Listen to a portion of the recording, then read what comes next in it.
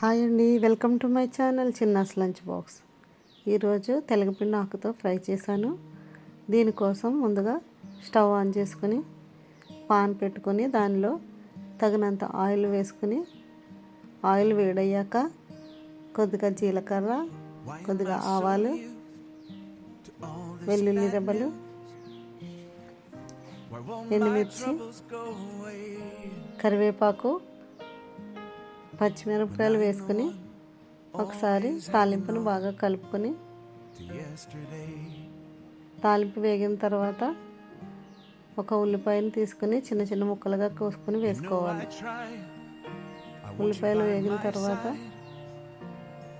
కొద్దిగా సాల్ట్ వేసుకొని మరొకసారి బాగా కలుపుకోవాలి. ఇప్పుడు కొద్దిగా పసుపు వేసుకొని మరొకసారి బాగా కలుపుకొని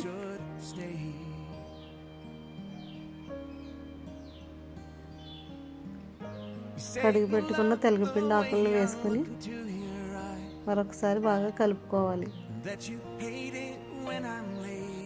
ఆకులో ఉన్న పచ్చివాసన పోయి ఆకు మెత్తబడే వరకు సన్నని మంట పైన వేయించుకోవాలి.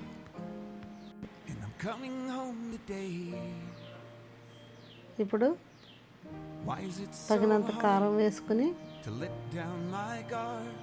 మరొకసారి బాగా కలుపుకొని మంటను సిమ్లో ఉంచి 5-10 నిమిషాలు బాగా వేయించుకోవాలి.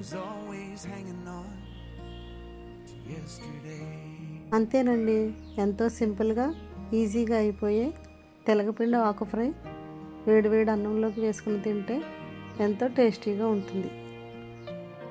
నా వీడియో కనుక మీకు నచ్చినట్టయితే please like, share and subscribe. Thank you for watching.